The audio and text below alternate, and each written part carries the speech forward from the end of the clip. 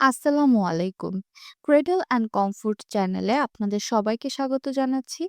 আশা করি আপনারা সবাই খুব ভালো আছেন। বাঙালির রান্নাঘরে বা হেসেলে ইলিশ মাছ মানেই অন্যরকম এক আনন্দ। আমরা সাধারণত ইলিশের ভাপা বা সর্ষে ইলিশ খেয়ে অভ্যস্ত, কিন্তু শীতের আমেজে টাটকা পালং শাক আর নতুন আলু দিয়ে ইলিশ মাছের চচ্চড়ির স্বাদ কিন্তু একেবারেই অতুলনীয়। গরম ভাতের সাথে এই রেসিপিটি থাকলে আর কিছুই লাগে না। আজকের ভিডিওতে আমি আপনাদের সাথে শেয়ার করব খুব সহজ পদ্ধতিতে এবং ঘরোয়া মশলায় কিভাবে এই জিভে জল আনা আলু পালং শাক দিয়ে ইলিশ চচ্চড়ি রান্না করা যায়। তো চলুন শুরু করা যাক। এই রেসিপিটির জন্য শুরুতে আমরা নিয়ে নিয়েছি দুটি ছোট সাইজের ইলিশ, 500 গ্রামের মতো ওজন। আপনারা চাইলে বড় ইলিশও ব্যবহার করতে পারেন। আজকের ইলিশের চচ্চড়ির উপকরণগুলো এখন আপনাদেরকে দেখিয়ে দিচ্ছি। প্রথমে উপকরণ হিসেবে আমরা নিয়ে নিয়েছি গোল গোল করে কাটা ছোট নতুন লাল আলু। আপনারাও এই আলুটি ব্যবহার করতে চেষ্টা করবেন, তাতে চচ্চড়ির পূর্ণ টেস্ট পাবেন। বড় আলু বা অন্য আলুতে এই রেসিপির স্বাদ সেভাবে নাও পেতে পারেন। আর প্রায় যে কোনো চচ্চড়ির জন্য আমার কাছে ছোট গোল আলুই পারফেক্ট মনে হয়। আমরা এখানে 250 গ্রামের মতো আলু ব্যবহার করেছি। এরপরে আমরা নিয়ে নিব ডাঁটা সহ ফ্রেশ পালং শাক। আমরা এখানে বাজারে পাওয়া এক আটি পালং শাক নিয়ে নিয়েছি।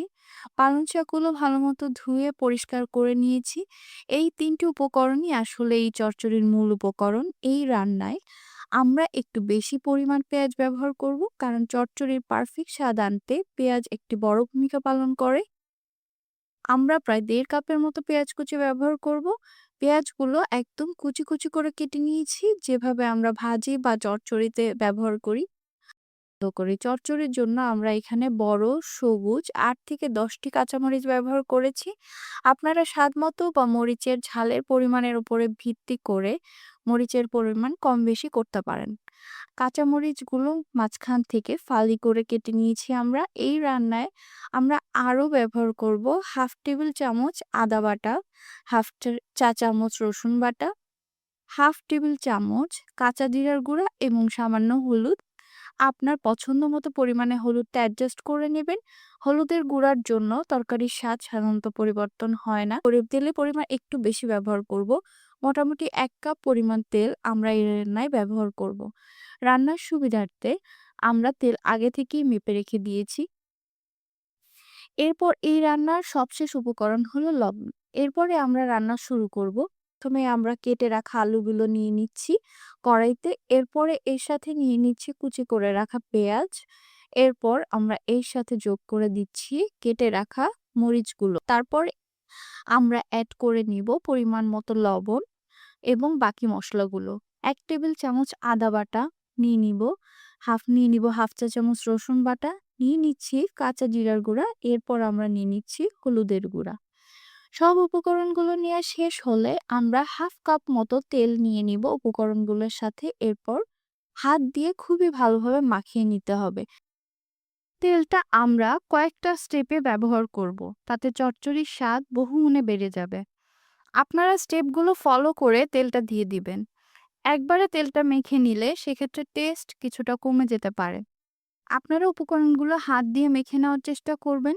চামচ বা অন্য কিছু দিয়েও মেখে নিতে পারেন, তাতে উপকরণগুলোর সাথে মশলাটা ঠিকমতো নাও মিশতে পারে। তাই হাত দিয়ে মেখে নেওয়াটাই আমি প্রেফার করব। আজকের ভিডিওটিতে এডিটিং খুব কম করা হয়েছে।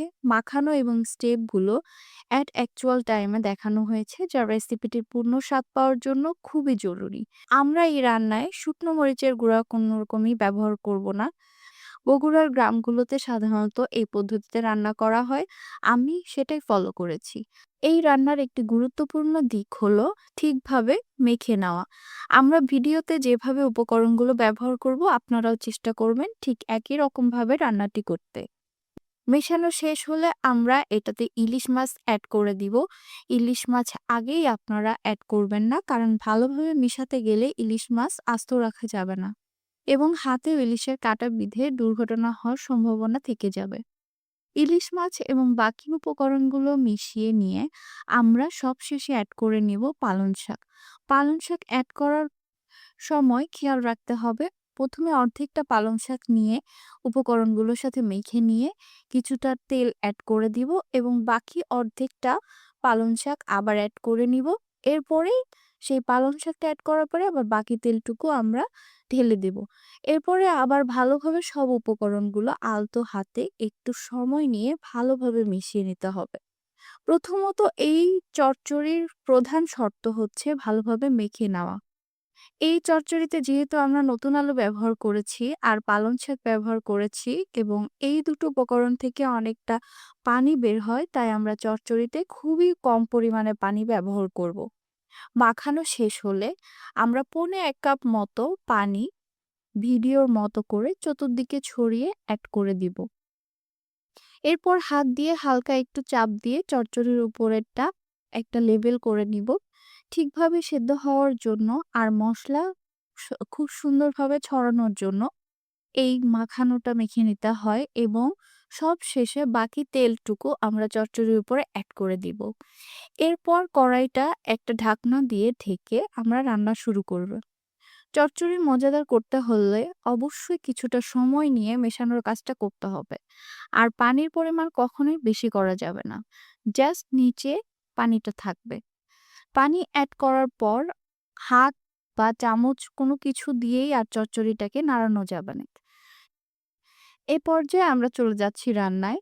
চুলায় কড়াই বসিয়ে আমরা শুরুতে হাই হিটে রান্না শুরু করব। ১০ মিনিট মতো সময় হাই হিটে থাকলেই নরমালি বলক চলে আসে। আপনারা চেক করে দেখবেন এর আগে বা পরে বলক চলে আসলে চুলার আঁচ মিডিয়াম করে দিতে হবে। বলক চলে এসেছে। ঢাকনাটা উঠিয়ে এবার আমরা রান্নাটাকে ঝাঁকিয়ে উপর নিচ পরিবর্তন করে দেব।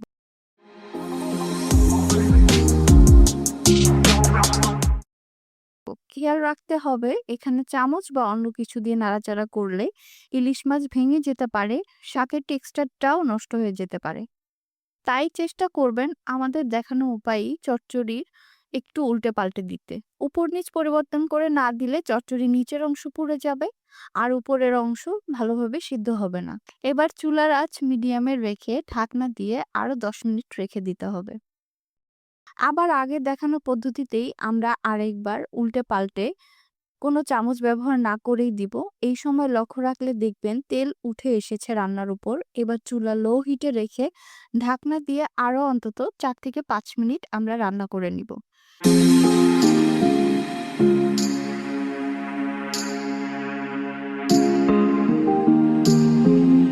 ৪ মিনিট পর আমরা আবার ফিরে আসলাম। আমাদের চচ্চড়িও রেডি হয়ে গেছে।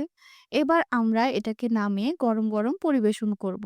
ব্যাস তৈরি হয়ে গেল আমাদের ইলিশ মাছ, নতুন আলু আর পালং শাকের বগুড়া স্টাইলের চচ্চড়ি। এটা দেখতে যেমন আকর্ষণীয়, খেতেও তেমনই মজার। রেসিপিটি ট্রাই করতে ভুলবেন না। কমেন্ট বক্সে জানাবেন কেমন সুস্বাদু হলো আমাদের মজার চচ্চড়িটি। ভিডিওটি ভালো লাগলে আমাদের চ্যানেলটি সাবস্ক্রাইব করে রাখতে ভুলবেন না। এমন মজার আর ইউনিক রেসিপি পেতে বেল আইকনটি প্রেস করে নোটিফিকেশন অন করে রাখতেও ভুলবেন না। আজ এ পর্যন্তই। আবার দেখা হবে সামনে কোনো নতুন রেসিপি নিয়ে। সবাই ভালো থাকবে। আল্লাহ হাফেজ।